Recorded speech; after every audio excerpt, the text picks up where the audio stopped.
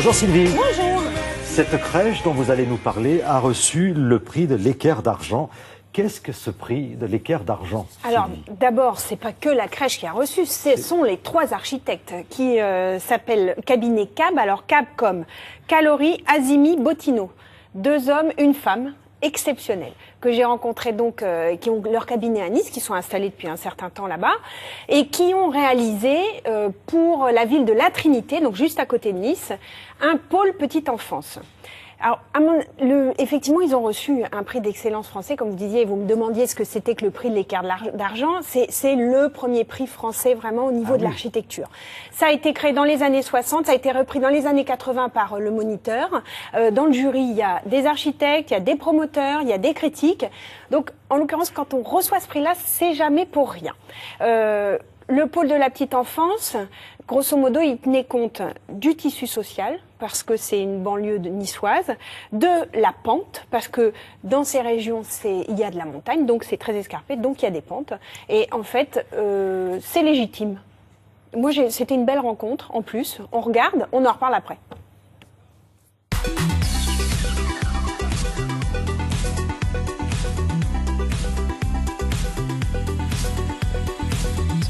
On a eu l'Équerre d'argent 2012 pour le pôle petite enfance de La Trinité. C'est une grande joie. Deuxième effet, disons que c'est l'encouragement. Pour moi-même, pour Jean-Patrice Calori, Marc Bottino.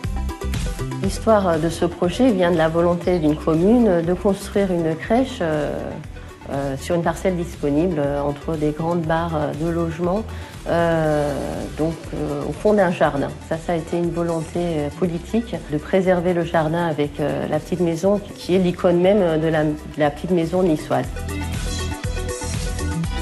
Les matériaux que nous avons utilisés, c'est ce qu'on utilise souvent dans nos projets, c'est le béton.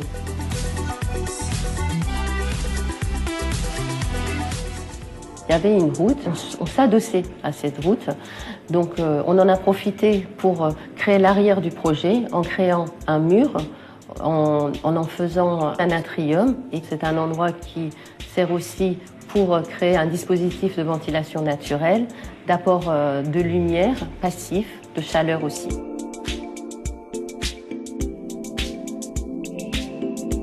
On a travaillé comme ça un projet vraiment sans poteau, avec des grandes baies vitrées. On peut entièrement ouvrir les espaces de vie vers la cour d'évolution et il y a un rapport très naturel entre l'intérieur et l'extérieur. Au centre de l'atrium, on a rajouté des bureaux qui sont suspendus dans le vide. On espère très fortement qu'il va y avoir cette porosité entre le jardin et cet espace public qui pour nous est un lien social et urbain.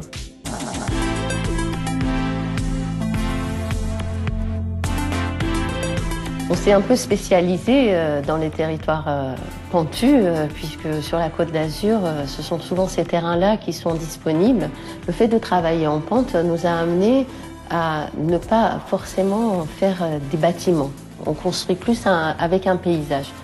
Et de ce fait, on construit le paysage.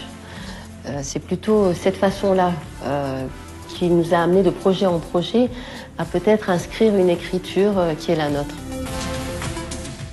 Il vient d'être récompensé justement pour ce magnifique travail qui va préserver, ça c'est peut-être le mot qu'il faut retenir, enfin, les deux mots, le lien social. Exactement, parce que vous avez vu, c'est dans une vallée, il y a encore des bâtiments anciens, il y a un jardin, il se passe des choses autour, donc voilà, c'est l'architecture des congénères, enfin des autres, qui pensent aussi aux autres, aux gens qui habitent là. C'est ça que j'aime, moi. Bravo, voilà. Merci beaucoup Sylvie. À tout à l'heure, on va se